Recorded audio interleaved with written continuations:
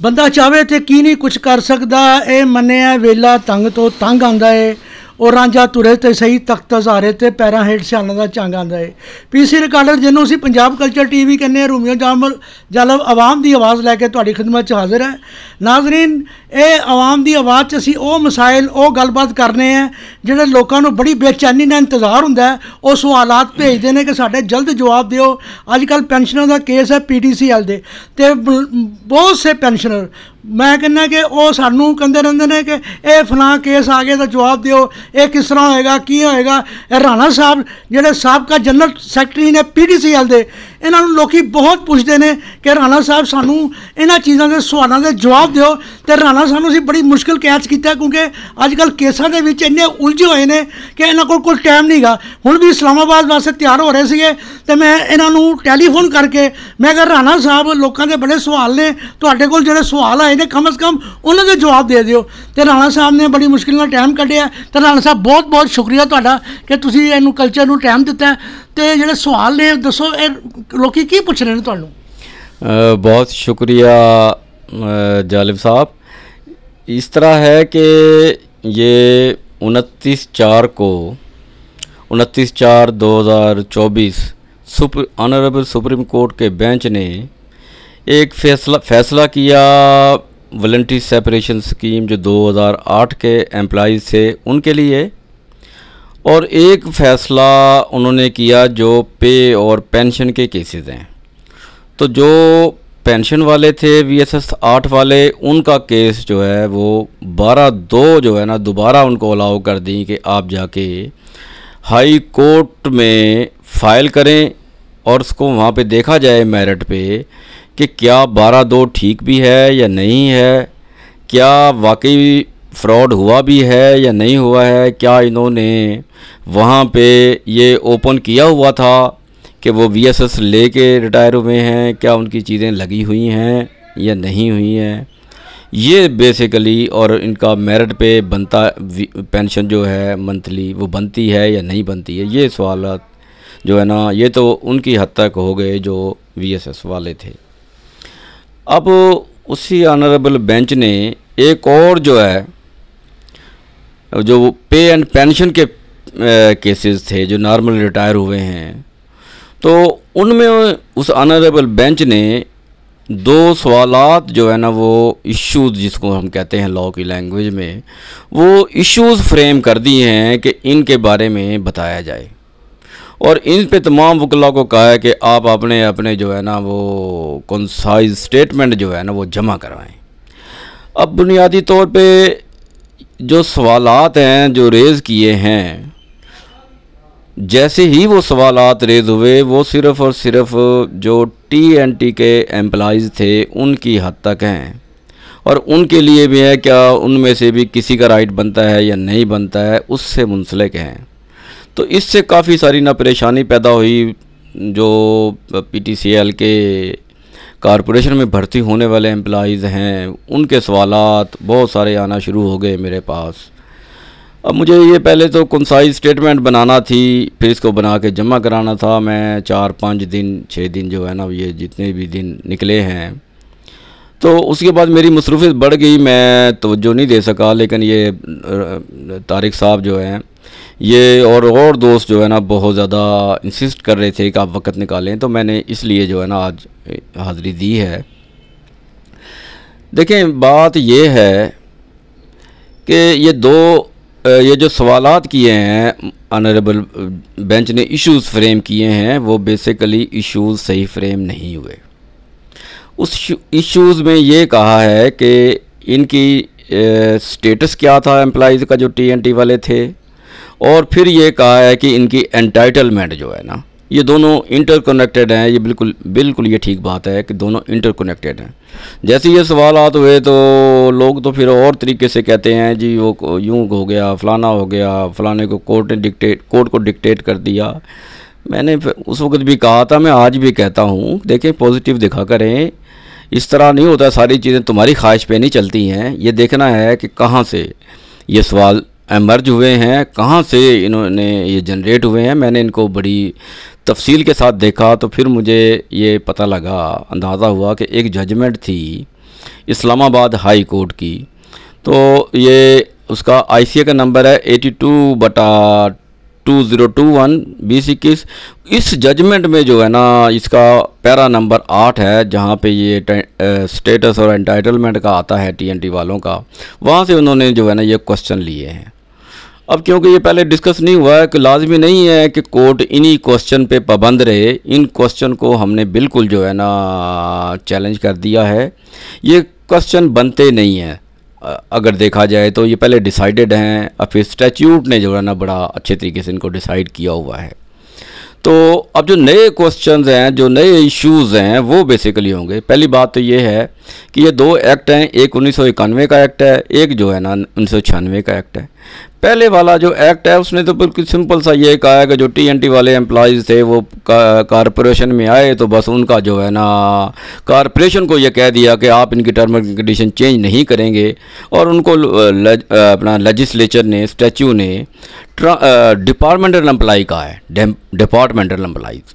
अब दूसरा जो स्टैच्यू है, ये 96 वाला रीऑर्गेनाइजेशन एक्ट है, जब इसको हम देखते हैं ये सबसे इम्पोर्टेंट है। ये अब होल्डिंग भी फील्ड है, वो तो होल्डिंग फील्ड भी नहीं है, उसकी तो प्रोविजनों को देखना, उसको तो देखना, तो उसके मुताबिक जो है ना सोचना भी जो है ना अब मेरे से इतना रेलेवेंट नहीं है। बात ये आ गई कि ये जो नया आया 96 वाला आया, इसने उसको ओवरराइड भी किया, उसको रिपील भी किया पहले वाले को। ये होल्डिंग फील्ड भी है, इसकी प्रोविजन देखनी है हमने, ये क्या कहता है। अब देखें, पहले सबसे पहले तो इसने जो तमाम मुलाजमीन थे वो यानी कि कॉरपोरेशन के मुलाजमीन, क्योंकि ये कॉरपोरेशन पे इसका असरानंदाज हो रहा है। असल जो एम्प्लॉइज़ हैं वो कॉरपोरेशन के शिफ्ट हो रहे हैं, ट्रांसफ़र हो रहे हैं PTCL में। ये अपना TNT के नहीं शिफ्ट हो रहे हैं, ना TNT के ट्रांसफ़र हो रहे हैं। ये बड़ी इंपॉर्टेंट बात है, ये देखनी पड़ेगी, बिल्कुल जो है ना क्लैरिटी के साथ समझना पड़ेगा।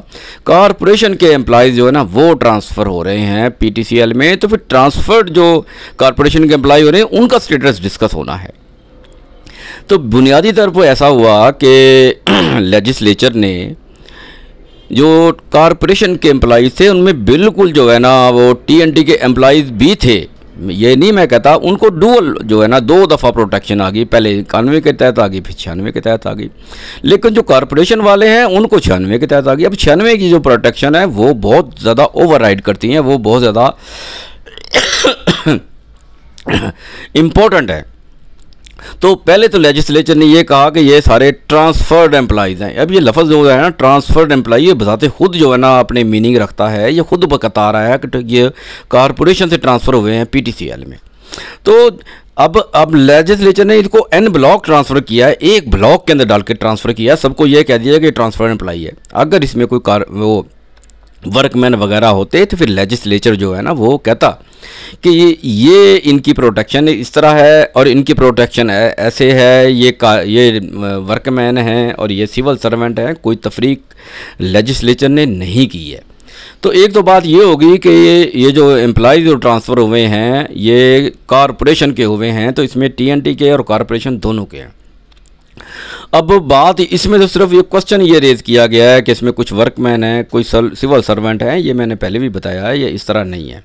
देखिए, सबसे पहले तो ये क्वेश्चन जो है ना जो ऑनरेबल बेंच ने किया है ये डिज़ोल्व हो जाता है कि 2012 SCMR 152 ये जजमेंट है और ये मसूद भट्टी के नाम से जानी जाती है। जो ऑनरेबल जवाद ख्वाजा साहब जो रिटायर्ड चीफ जस्टिस थे, उन्होंने जजमेंट दी है बड़ी डिटेल के साथ। तो इनके पैरा नंबर 7 में ये बिल्कुल क्लैरिटी के साथ लिखा है और ये कंसीड किया है, ये एग्री किया है, एडमिट किया है PTCL ने। उसमें ये लिखा है कि जो TNT के एम्प्लॉइज थे जो ट्रांसफ़र होकर कॉरपोरेशन में आए वो सिविल सर्वेंट थे और उन पर civil servant appointment promotion transfer rule 1973 लगते थे और गवर्नमेंट सर्वेंट END रूल्स 1973 लगते हैं।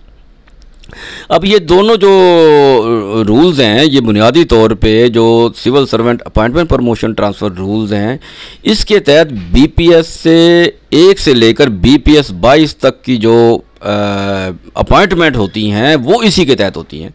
अब इसका कैप्शन देखिए, इसका तो पहले स्टार्ट में नाम ही ये आ रहा है कि civil servant appointment promotion transfer rules, जब इसके ऊपर ही आ गया तो भाई कैसे इनको आप कह दोगे कि ये सिविल सर्वेंट नहीं है। ये तो पीटीसीएल ने खुद जो है ना कह दिया कि जनाब ले, और ये जो लगेगा किसी एक पे नहीं लगेगा, ये बीपीएस 1 से लेकर बीपीएस 22 तक के तमाम मुलाजमीन पे ये लगेगा, उनके अपॉइंटमेंट होती हैं। इसका सेक्शन 6 जो है ना इसका रूल 6 जो है ना वो कहता है कि इन बीपीएस 1 से लेकर 3 तक की भर्ती करने की किसके पास अथॉरिटी है, फिर 3 से 5 7 स्केल तक किसके पास अथॉरिटी है, वो सारी बिल्कुल अथॉरिटियाँ हैं इसके रूल 6 में। और फिर रूल 10 को आप देखेंगे तो वहाँ पे ये है कि जो 16 स्केल और 16 से ऊपर वाले जो है ना उनकी जो है ना उनका प्रोसीजर अपॉइंटमेंट का किस तरीके से होगा। और जब 11 इसके रूल को देखते हैं तो इसमें पता लगता है, उसमें लिखा है बड़ा क्लैरिटी के साथ कि 1 से लेकर 15 तक के जो मुलाजमीन होंगे उनकी अपॉइंटमेंट का प्रोसीजर लिखा हुआ है। अब देखें जो सारे बीपीएस के मुलाजमीन थे उन पे अल्टीमेटली ये रूल लगने के बाद जो है ना उनको वर्कमैन कहना, तसव्वुर करना, ये फजूल सवाल रह जाता है। इसके बाद कोई गुंजाइश नहीं रह जाती है, ये मिसअंडरस्टैंडिंग है फिर जो है ना। अब देखें दूसरा जो है ना गवर्नमेंट सर्वेंट END रूल्स हैं, उसके भी बिल्कुल जो है ना बॉडी के अंदर ये लिखा हुआ है कि वो लगता ही बीपीएस एम्प्लॉइज़ पर है जो 1 से लेकर 22 तक होते हैं। अब जो इन पे जब ये रूल लगेंगे अपना गवर्नमेंट सर्वेंट END रूल्स, तो वर्कमैन वाला इशू जो है ना वो डिज़ोल्व हो जाता है, वो ख़त्म हो जाता है। ये उनको ब्लॉक करते हैं, इनकी मौजूदगी में वो इशू रेज नहीं किया जा सकता। तो ये जो पैरा 7 में इन्होंने बिल्कुल मान लिया है, इसके बाद इस क्वेश्चन को PTCL किसी भी फोरम पर किसी भी तरीके से ले ही नहीं सकती। मैं बिल्कुल ज़िम्मेदारी के साथ कहता हूँ ये बात। अब इसी जजमेंट की मैं बात करता हूँ। इसी जजमेंट के अंदर honourable chief justice जवादत Khwaja Sahab ने बड़ी क्लैरिटी के साथ पैरा नंबर 14, पैरा नंबर 15, 16, 17 और 18 5 पैरे जो है ना वो सिर्फ दिए ही का अपना जो कॉरपोरेशन एम्प्लॉइज़ हैं उनके बारे में। उन्होंने पैरा नंबर 9 में थोड़ा सा जिक्र किया है TNT वालों का। तो दोबारा जो है ना वो सारा जिक्र ही 5 पैरे हैं ये इसमें जो है ना वो कॉरपोरेशन एम्प्लॉइज़ का है कि कॉरपोरेशन एम्प्लॉइज़ जो ट्रांसफर्ड एम्प्लॉइज़ हैं। अब देखें बड़ी गौर से है, अगर कहीं पे TNT का लफ्ज़ आएगा तो फिर TNT वाले जो है ना वो ट्रांसफर्ड एम्प्लॉय में आते तो हैं, लेकिन उनका एक पोर्शन है। ट्रांसफर्ड एम्प्लॉइज़ का मेन जो मीनिंग है ना वो कॉरपोरेशन से जो ट्रांसफ़र हुए हैं ना वो है। अब इसका आप देखते हैं कि जब 1994 में फेडरल गवर्नमेंट ने बीपीएस स्कीम जो है उसकी अमाउंट्स रिवाइज़ की, उसको रिवाइज़ किया, उसकी अमाउंट्स वगैरह जो है ना महंगाई के हिसाब से चेंज की, तो उस वक्त जो स्कीम थी वो स्कीम कॉरपोरेशन ने अडॉप्ट कर ली।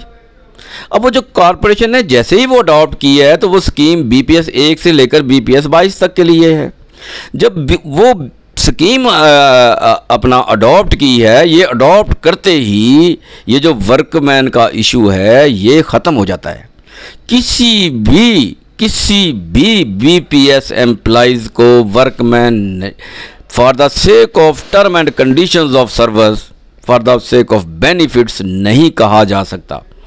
ये बीपीएस जो है ना इसके अंदर बेसिकली अमाउंट्स जो है ना फेडरल गवर्नमेंट ने सेटल किए हैं और फेडरल गवर्नमेंट इसको सेटल करती है। तो ये वर्कमैन का जो इशू है ना ये बिल्कुल सवाल जो है ना नहीं बनता है। तो अब ये देखें, इसके बाद आप थोड़ा सा आप आगे देखेंगे तो इसके बाद जो है ना इसी का 1996 एक्ट का पैरा अपना इसका सेक्शन है 59 का सब सेक्शन 2।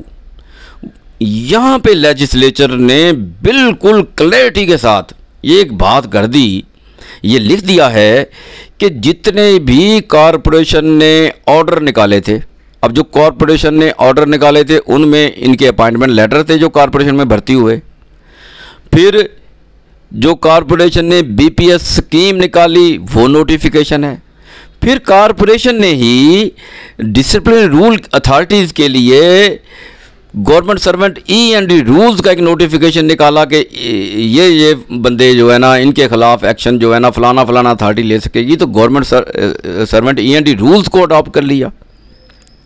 इन तीनों ऑर्डरों को स्पेसिफिकली लेजिस्लेचर ने ये कहा कि इनको प्रोटेक्शन दी जा रही है, ये तसव्वुर किया जाएगा they shall deem to be validly made. अब जब और ये समझा जाएगा कि ये जो एक्ट है ना, इसकी प्रोविजन के तहत ये जारी किए गए, इसके बाद तो कोई गुंजाइश रह नहीं जाती। इसके बाद फेडरल गवर्नमेंट की गारंटी है, इसके बाद जो है ना पीटीसीएल को पर्टिकुलरली मना कर दिया इस लेजिस्लेशन ने कि भाई तुम इनकी टर्म एंड कंडीशन चेंज नहीं करोगे।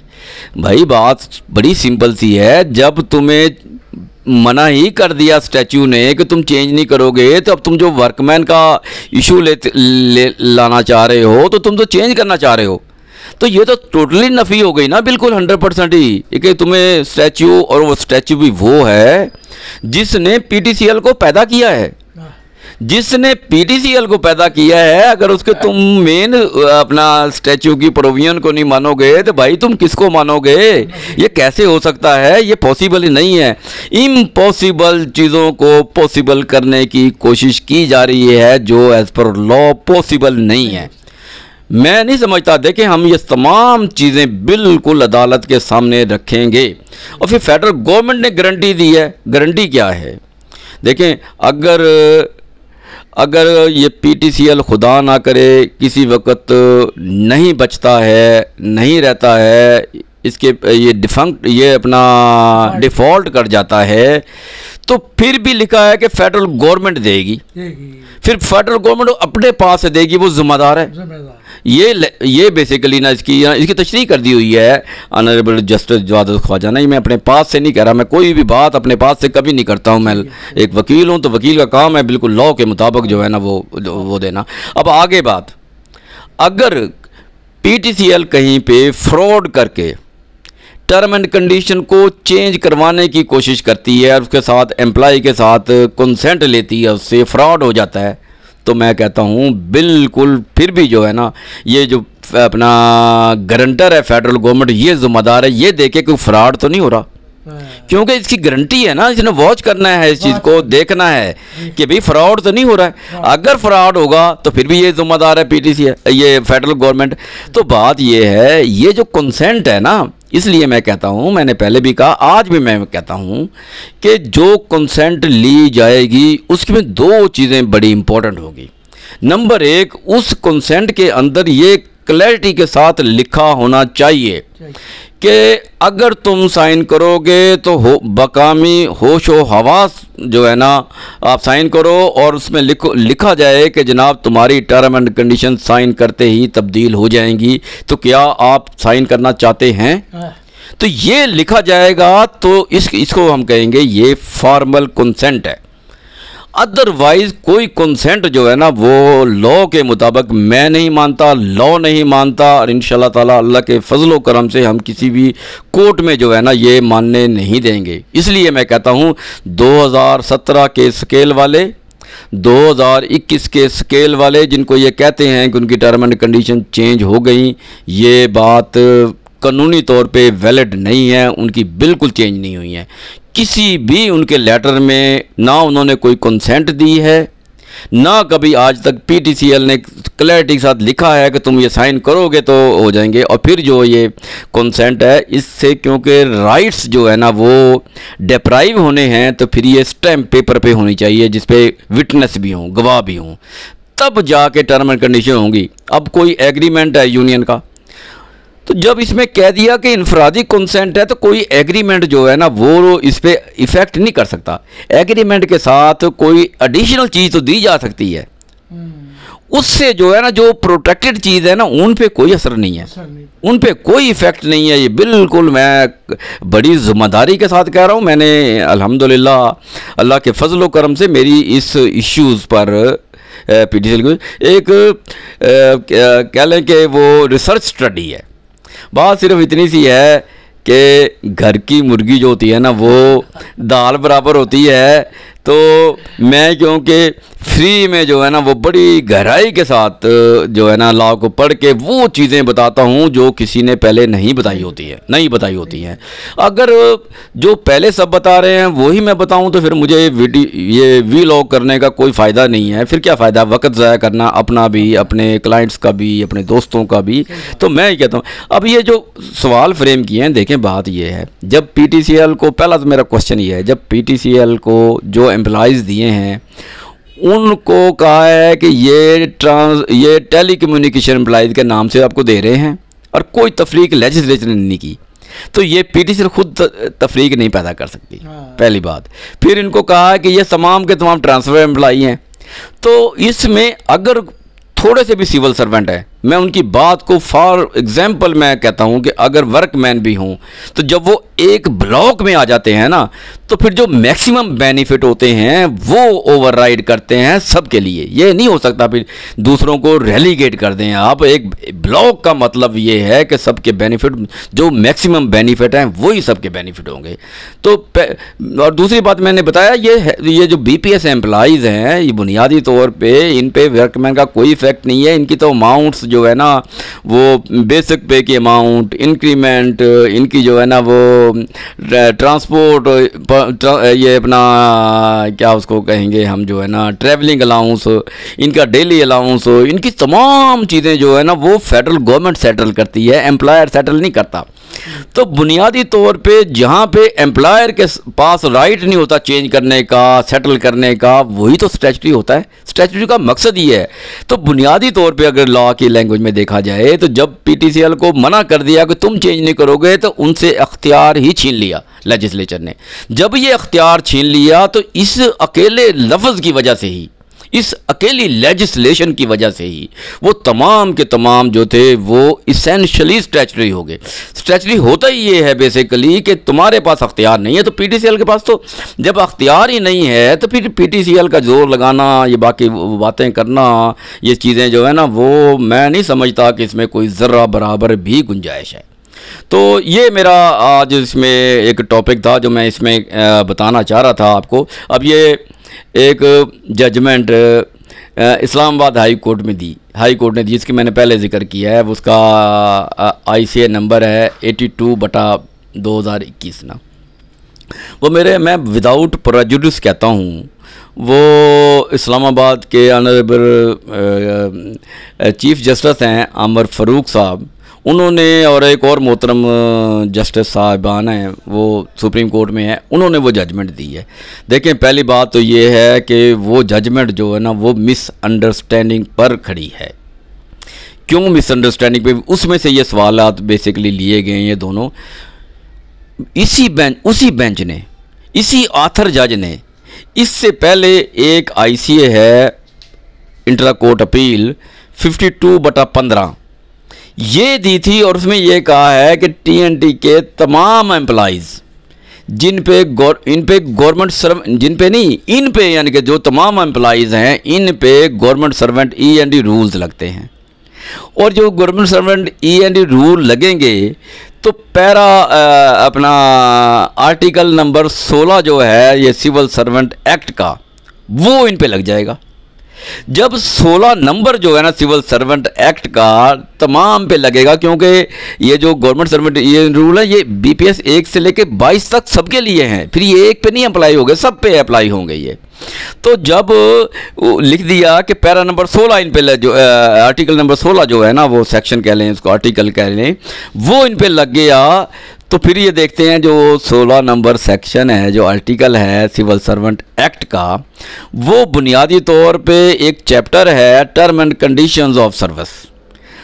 उसका एक पार्ट है वो 3 से लेकर 22 तक है, वो पूरे चैप्टर को जो है ना कहा गया term and conditions of service. जब उसमें 16 लग गया तो फिर जो 17 नंबर है उसका और 19 नंबर है, 17 नंबर कहता है कि इनकी पे जो होगी वो स्टैच्यूटरी होगी, फेडरल गवर्नमेंट वाली होगी। अब फिर वो अपना जो पैरा नंबर 19 है वो कहता है कि इनकी जो पेंशन होगी और जो इनकी ग्रेजुएटी होगी वो फेडरल गवर्नमेंट वाली है। तो भाई ये नहीं हो सकता, ऐसे नहीं हो सकता कि आपने मुअज़्ज़ज़ बेंच ने पहले जो है ना कुछ और जजमेंट दे दी, और बाद में अपनी ही जजमेंट को तुम खुद नहीं अपना डिसोन कर सकते, ये पॉसिबल ही नहीं है। वो बड़ी क्लैरिटी के साथ जजमेंट है, वो होल्डिंग फील्ड है और उसकी पीटीसीएल ने अपील नहीं की, वो फाइनलिटी इख्तियार कर गई। फिर इसी मुअज़्ज़ज़ बेंच ने एक और जजमेंट दी, वो जजमेंट है 34/17। आईसीए नंबर है, जजमेंट की गालबन डेट है 17/12/2018। तो उसमें ये कहा है कि जो टीएनटी के एम्प्लॉइज़ हैं उन पे सिविल सर्वेंट एक्ट का सेक्शन 3 से लेकर 22 तक जो है ना वो लगते हैं। और बड़ी इतनी खूबसूरत क्लैरिटी की है कि लिखा है उसके अंदर कि ये सिविल सर्वेंट नहीं रहे।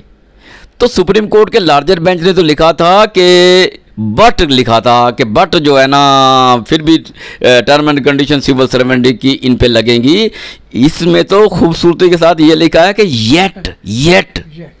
अब देखें, येट का मतलब है कि बेशक ये सिविल सर्वेंट नहीं ले, फिर भी येट यानी कि सिविल सर्वेंट की जो टर्म एंड कंडीशन है 322 जो है ना वो लगेंगी। तो ये जो एम्प्लॉइज़ हैं ये मांग कर रहे हैं, ये कहते हैं भाई 17 और सेक्शन 19 जो सिविल सर्वेंट एक्ट का है उसके बेनिफिट हमें दें, ये सिंपल सी बात है। तो इसी ऑनरेबल बेंच ने वो जो जजमेंट बता रहा हूँ मैं 334/ICA 34/17 और उसकी डेट जो है 17/12/2008 वो भी इम्प्यून्ड है इसी बेंच के सामने। तो वहाँ पे ये मौक़िफ़ दिया और भाई 2 मौक़िफ़ देने के बाद ये सुप्रीम कोर्ट में चैलेंज हुए हैं, ये इम्प्यून्ड जजमेंट है, इनकी मौजूदगी में तुम अपना मौक़िफ़ चेंज नहीं कर सकते, ये पाबंदी है, ये एक प्रिंसिपल है फंक्टस ऑफिशियो कि जब कोई अथॉरिटी कोई कोर्ट किसी एक ऑर्डर को पास कर देती है तो जब तक उससे ऊपर वाली अथॉरिटी उसको अमेंड नहीं करती वो खुद अपनी अथॉरिटी को अमेंड नहीं कर सकते। तो इस बेंच ने ये बेंच अपनी अथॉरिटी को खुद जो है ना वो चेंज करने का अख्तियार ही नहीं रखता। इसलिए मैं कहता हूँ ये जो जजमेंट दी है 82/221 जिसके ये सवाल जो है ना जिसमें से उठाए गए हैं, ये जो 2 फ्रेम इश्यूज़ हुए हैं ये उसके इश्यूज़ हैं बेसिकली। तो वो जजमेंट भी मैं कहता हूँ बिल्कुल लॉ की लैंग्वेज में इलीगल है।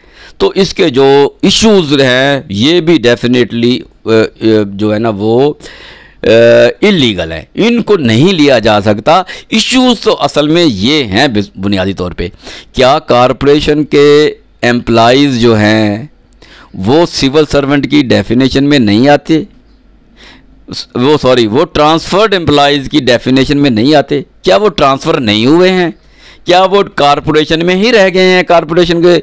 ये बड़ी इंपॉर्टेंट बात है भाई। बात ये है वो भी तो ट्रांसफ़र हुए हैं। और ये जो 96 का एक्ट है ये बुनियादी तौर पे एक पब्लिक पॉलिसी के तौर पे, क्योंकि लेजिस्लेचर फेडरल गवर्नमेंट ये समझ रही थी कि हम एक बड़े इदारे को फेडरल गवर्नमेंट से निकाल के पब्लिक सेक्टर में दे रहे हैं, तो कल इनको पब्लिक सेक्टर ना तंग करे, तो इसलिए तो ये प्रोटेक्शन दी गई है। तो जब इसके लिए प्रोटेक्शन दी हैं तो फिर डेफिनेट है कि ये पब्लिक पॉलिसी के तहत हुई। जब ये पब्लिक पॉलिसी के तहत प्रोटेक्शन हुई है तो इनको तो बिल्कुल नहीं करना चेंज नहीं हो सकती, क्योंकि ये लाजम मलजूम है कि यानी कि जो ट्रांसफर हो रहे हैं उनकी वजह से, ट्रांसफ़र की वजह से इनको दी जा रही हैं ये, तो ट्रांसफ़र तो का जो इफ़ेक्ट है वो तो हो गया। तो जो दूसरा इफेक्ट है प्रोटेक्शन का वो आप कैसे छीन सकते हैं? दोनों एक दूसरे के साथ लाज़िम मलज़ूम है भाई, ये देने होंगे, ये देने हैं आपने। और मैं बताता हूँ इतनी बड़ी प्रोटेक्शन कहीं पे नहीं है। अब महाना पेंशन जो थी, महाना पेंशन बुनियादी तौर पे तो जो टीएनटी के एम्प्लॉय थे या कॉरपोरेशन के एम्प्लॉय थे वो पीटीसीएल में रिटायर हो रहे हैं, तो उनकी ग्रॉस पेंशन की अमाउंट पीटीसीएल के पास पड़ी है।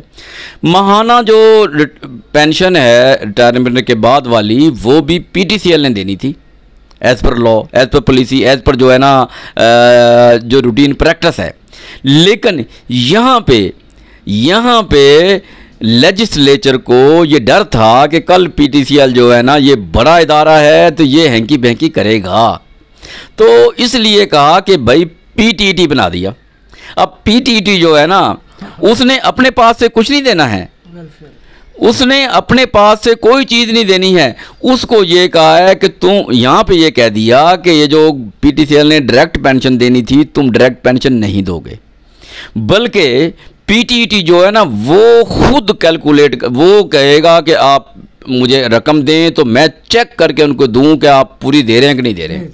अब देखिए 15 साल 1996 से लेकर 2010 तक 15 साल जो है ना ये पीटीईटी जो है ना ये फेडरल गवर्नमेंट के मुताबिक देता रहा है। अब 2011 में जब 2010 में जब पेंशन गवर्नमेंट के मुताबिक इसने नहीं दी है तो यहाँ पे पीटीसीएल ने जो है ना वो कंट्रीब्यूशन पूरी नहीं दी, जिसकी वजह से पीटीईटी ने पूरी दी। यहाँ पे पीटीईटी जिम्मेदार था कि वो पूरी कंट्रीब्यूशन फेडरल गवर्नमेंट इससे ले, पीटीसीएल से, और ले के दे, इसकी जिम्मेदारी है पूरी करवाना। वो बात अजीब बात है, जिसकी जिम्मेदारी पूरी कराना है वो वर्करों के वेलफेयर के लिए अदारा बना है, वो रेगुलेटरी अथॉरिटी है, वो जो सुपरवाइजिंग अथॉरिटी है, वो ही अदालत में खड़ा हो गया भाई मैं नहीं देता। यार क्या एक वेलफेयर वर्करों के लिए वेलफेयर बन के लिए काम करने वाला इदारा ही उनके खिलाफ हो गया। ये बुनियादी तौर पे ना इस तरह के सवालात आज तक कहीं भी किसी अदालत में ना रेज किए गए हैं, ना किसी कोर्ट ने प्रॉपर फाइंडिंग दी हैं, जिसकी वजह से ये प्रॉब्लम पैदा हुई है। जैसे मैंने आज तमाम चीज़ें एलेबोरेट की हैं, अल्हम्दुलिल्लाह अगर ये इस तरीके से कभी मैंने पहले की होती, क्योंकि मैंने प्रैक्टिस बाद में शुरू की, पहले मैं ट्रेड यूनियन में था, तो ये जो लेजिस्लेशन है ये 1996 वाली, मैंने उस वक्त ताज़ा 15 साल, ये 1996 की बात है, मैंने 95 में ला किया, 96 में ये लेजिस्लेशन हो रही थी।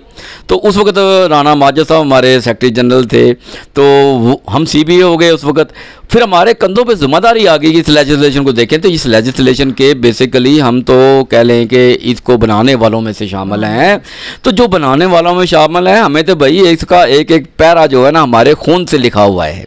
और इसी वजह पे जब 2010 में डिस्प्यूट हुआ तो मैंने बिल्कुल इंतज़ामिया को कहा कि भाई आप गलत कर रहे हैं, मैं आपके साथ इसलिए नहीं स्टैंड कर सकता, मुझे जहां कहते हैं, जिस जगह कहते हैं, मैं टेबल पे टॉक करने को तैयार हूं, ये आप गलत है, ये एम्प्लॉयज़ का राइट बनता है।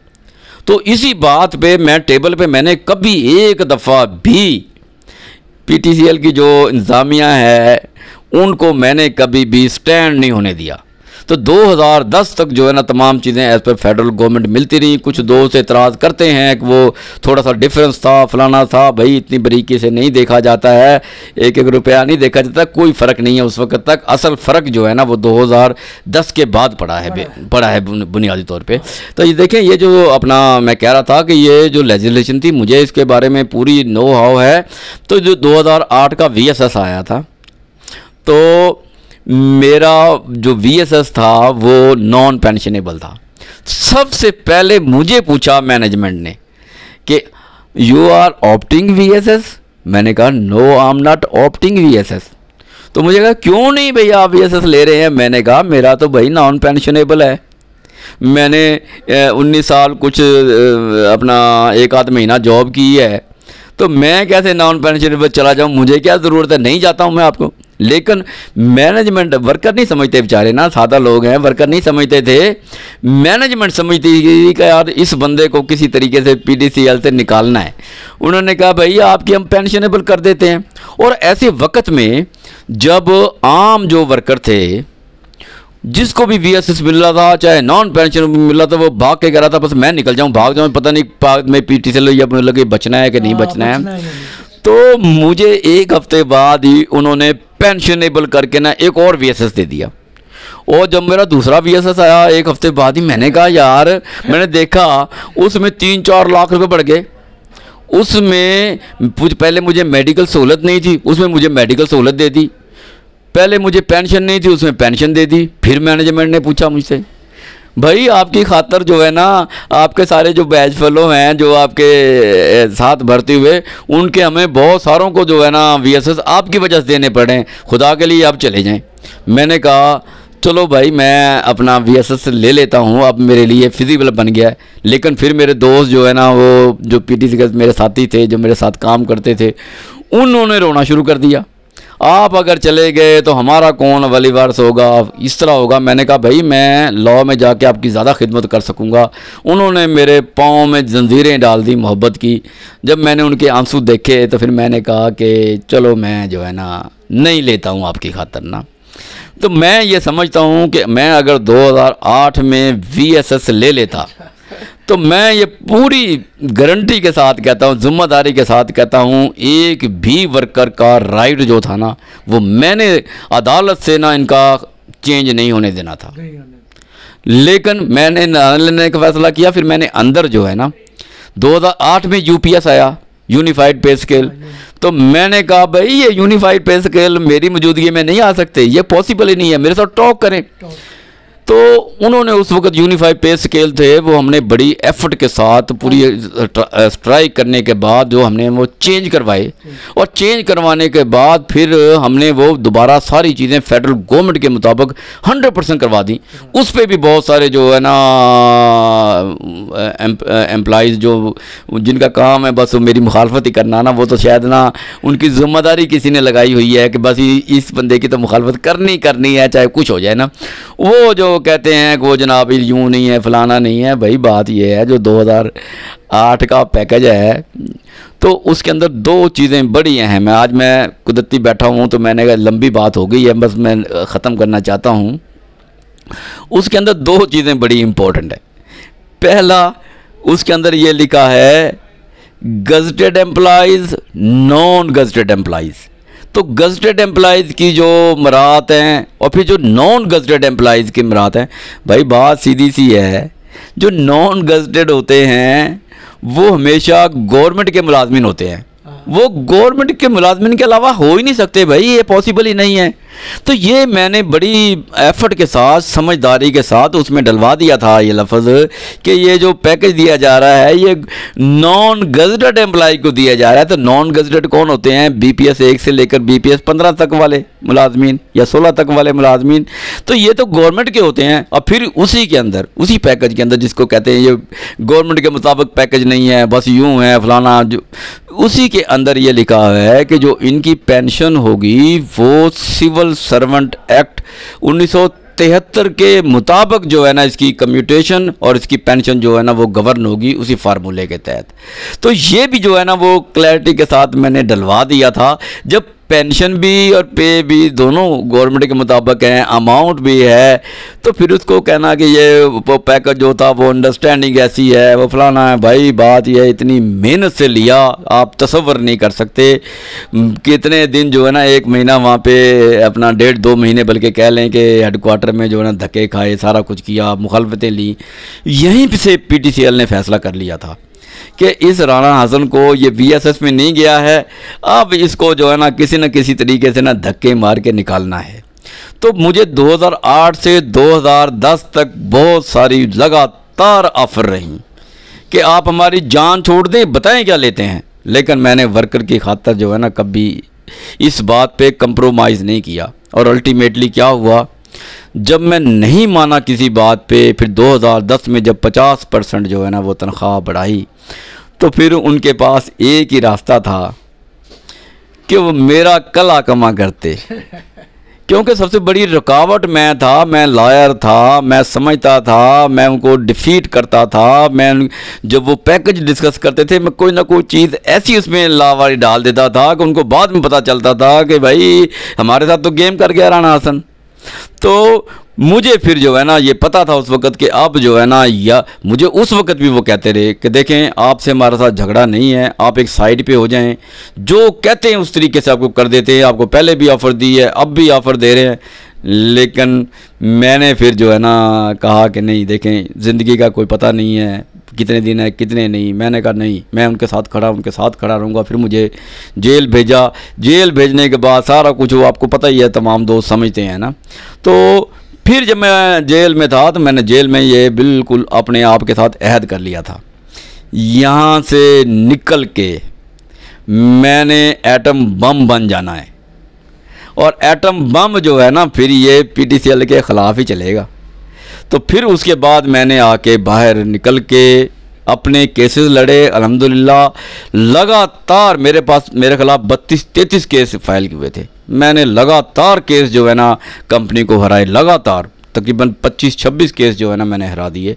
चंद केस रह गए थे, फिर उन्होंने कहा कि भाई आप हमारे साथ बैठ के बात कर लें, किस तरीके से आप जाना चाहते हैं, आप चले जाएं, आप बिला वजह अपनी एनर्जी भी ज़ाया कर रहे हैं। मैंने भी तो फिर मुझे ये अंदाज़ा था, मैंने कहा अगर मैं अब अंदर रहता हूँ तो मेरे दोस्त तंग हो गए हैं, जो जिनके पास मैं जाता हूँ उनको ट्रांसफ़र कर देते हैं, उनके ख़िलाफ़ एक्शन हो जाता है, उनके ख़िलाफ़ कुछ भी हो जाता है।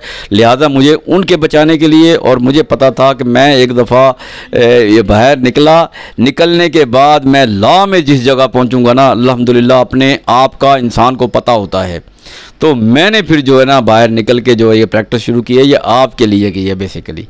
और अल्हम्दुलिल्लाह अल्लाह के फजल व करम से मैंने वो चीज़ें बताई हैं जो 10-12 साल 13 साल में ना किसी क्लाइंट ने, मेरे जो साथी हैं ऑफिसर हैं, ना किसी ऑफिसर ने इन चीज़ों को रेज़ किया, ना किसी वकील ने रेज़ किया। अल्हम्दुलिल्लाह अल्लाह के फजल व करम से अब आपके जो राइट्स हैं ना, आपके जो हकूक़ हैं ना, उनके लिए एक मुहाफ़िज़ जो है ना, जितना अरसा ज़िंदगी है उतना अरसा जो है ना वो सांप की तरह जो है ना, वो शेर की तरह आपके साथ खड़ा है। अल्हम्दुलिल्लाह अल्लाह के फजल व करम से अब जो केस हमारे पास ना आए मिसाल के तौर पे, उस पर मैं फिर भी कमेंट इसलिए कर देता हूँ कि यार अगर कोई और भी करता है तो कम से कम क्लाइंट को तो पता हो। प्रॉब्लम ये आ रही है जहाँ पे केस हमारे क्लाइंट्स जो हैं, हमारे साथी जो है ना वो हार जाते हैं, उसको ठीक करवाने में फिर हमें बहुत टाइम लग जाता है। इसी वजह से ये इम्प्लीमेंटेशन का इशू आ रहा है। तो बहुत बातें हो गई हैं, बहुत ज़्यादा डिस्कशन हो गई है, लंबी बात हो गई है। तो फिर इंशाल्लाह ताला ना आपके साथ राब्ता रहेगा। ये जो VSS वाला केस है ना, 2008 वालों का जो रिमांड बैक हुआ है, मैं आज थोड़ा सा उसका कैप्शन बताया आपको। मैंने उस पर जो है ना एक अलहदा वीलॉग करना है, अलहदा जो है ना मैंने उस पर कमेंट करना है जैसे ही मुझे किसी वक्त टाइम मिलेगा। ये 14 तारीख को सुप्रीम कोर्ट में केस लगे हैं, इनको एक दफ़ा जो है ना हम वहाँ पे डिस्कशन करके आ जाएं। फिर इंशाल्लाह ताला ना उस पे मैंने ना बड़ी डिटेल जो है ना वो डिस्कशन देनी है कि वो कैसे निकल सकते हैं, कहाँ पे गलतियाँ हुई हैं, क्या मसला है, और ये 12-2 कैसे जो है ना अभी भी ख़त्म हो सकती है। अल्हम्दुलिल्लाह अल्लाह के फजल व करम से जो है ना फ़र्क क्या है, मैंने जेल काटी है इस मकसद के लिए, मेरे बच्चों का रिज़्क़ गुजार दिया इस वजह से, मैंने तकलीफ़ें उठाई इस वजह से। तो जब मैं इस लॉ को पढ़ता हूँ ना, तो वो सीन जो है ना मेरे दिमाग में होता है, मेरी आंखों के सामने आ जाता है। फिर जितनी मुझे समझ आती है ना इस लॉ की, वो दूसरा जो कोई वकील है ना, उसको इसलिए शायद वो उस गहराई में नहीं जाता, मेरी तो इसलिए गहराई में चला जाता हूँ। मैं कहता हूँ मैंने तो जेल में ऐद किया था कि मैंने जो है ना इनकी तो बाल की खाल उतारनी है। तो अल्हम्दुलिल्लाह अल्लाह के फजल व करम से जो है ना बाल के ऊपर खाल होती नहीं है, लेकिन एक जो वकील होता है ना, या जो बहुत माहिर होता है ना, वो खुर्द में लेके वो भी उतार देता है। अल्हम्दुलिल्लाह अल्लाह के फजल व करम से जो है ना वो जो बाल के ऊपर खाल है ना, मैं वो उतारता हूँ। तो इंशाल्लाह राब्ता रहेगा आपके साथ, डिस्कशनें रहेंगी, बातचीत रहेगी, और मैं कोशिश करूँगा। मैं एक बात रिक्वेस्ट कर रहा हूँ फिर एक दफ़ा फिर मैं रिक्वेस्ट कर, ये तारिक जालिब साहब, रोमियो जालिब साहब, ये रोमियो जालिब साहब जो है ना, ये बड़ी बेचारे मोहब्बत के साथ, यकीन करें मेरे पीछे बेचारा फ़ोन करता रहेगा, मुझे बड़ी मोहब्बत है इससे, ये आपका साथी है।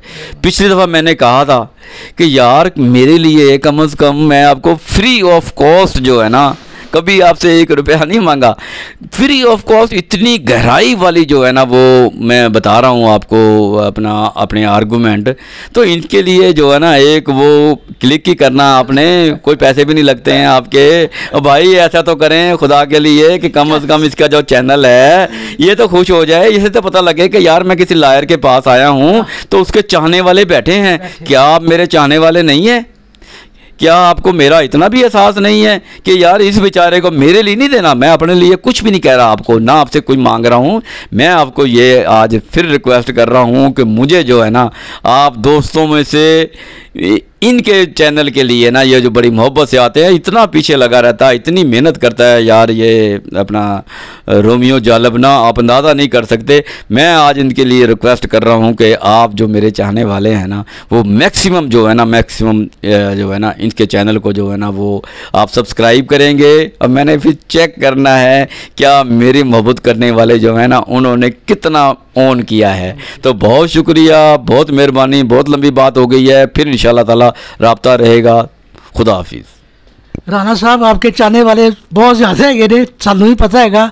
मैं इस करके भी सवाल नहीं किया कि राणा साहब दी PTE ਨੂੰ बुनियाद ਜਿਹੜੀ है इन्होंने रखी सी, तो ताकि ਤੁਹਾਡੇ ਜ਼ਹਿਨ साफ हो जाए, ਤੁਹਾਡੀ ਗੱਲਬਾत ਇਹਨਾਂ ਦੀ तसलसल ਜਿਹੜਾ ਹੈਗਾ ਸੀਗਾ ਨਾ ਉਹਨੂੰ मैं तोड़ना नहीं चाहता सी। इन्होंने एक एक चीज़ पेंशनां ते मुलाजमां ਨੂੰ दस छड़ी है। एक और चीज़ थोड़ी सी बता दूँ मैं कि ये जो PTET का मैनुअल है जिसके ऊपर PTT ऑपरेट होता है वो 2 अप्रैल 1994 का है। वो स्टैच्यूट के अंदर जिक्र आ गया तो वो स्टैच्यूटरी है। उसके अंदर लिखा है कि तमाम कॉरपोरेशन के एम्प्लॉइज़ रिटायर होने के बाद PTET के पेंशनर होंगे। और ये लिखा है कि इनकी जो फेडरल गवर्नमेंट की पेंशन फेडरल गवर्नमेंट अपने एम्प्लॉइज़ के लिए अपना नाफज करेगी, लागू करेगी, अनाउंस करेगी, वो खुद ब खुद जो है ना अपना PTET का जो मैनुअल है खुद ब खुद चेंज हो जाएगा, वो ही तमाम के तमाम देना होगी। अब भाई वो सुप्रीम ये जो इस्लामाबाद हाई कोर्ट की जजमेंट है वो कह रहे हैं PTET को कि PTET बताए कौन से आपके पास वर्कमैन है, कौन से सिविल सर्वेंट है। अब भाई खुदा का नाम लो, उसको पढ़ के तो देखो, उसमें तो ये लिखा है तमाम, ऑल का लफ्ज़ यूज़ किया है, तमाम कॉरपोरेशन के एम्प्लॉइज़ जो अपना रिटायरमेंट के बाद इसके PTET के पेंशनर होंगे। कम अज़ कम इस हद तक देखें, इतना ज़्यादती ना करें, इतना जुल्म ना करें। ये असल में वकला ने सही तरीके से इसको पढ़ा नहीं है, जिसकी वजह से प्रॉब्लमें आई हैं। इंशाअल्लाह ताला अल्लाह के फजल करम से हम सुप्रीम कोर्ट में ये तमाम चीज़ें रखेंगे और खैर की और भले की उम्मीद रखें, अल्लाह करम करेगा ना। लो जी लो राणा साहब ने बड़ी गल की है, समझ आना चाहिए और बड़ी फायर डाल रहे हैं ਤੁਹਾਡੇ वास्ते, मुलाजमा पेंशना वास्ते वाहद है ने ਜਿਹੜੇ जिन्होंने हर चीज़ का पता है। और तुसी भी इन्हों के पिछे लग के अपने आप को मजबूत करो। और मैं तो कहना 40,000 साडा पेंशनर है, और पेंशनर तक तुहाडी खबर ही पहुँच जाए, इसी चैनल में रवा हो जाए, तो मैं कहना वज़ीर आज़म पाकिस्तान तक भी तुहाडी गल पहुँचे। लो रोमियो जालम ने इजाज़त दो, इंशाअल्लाह फिर तुहाडे कोल ज़हन च कोई सवाल होएगा, असीं फिर राणा साहब को आवांगे, फिर ये टाइम कढांगे, लेकिन तुहानू नहीं छड्डणगे। लो जींदे रहो, वसदे रहो, खैरा मानो। रोमियो जालम इजाज़त, अल्लाह हाफिज़।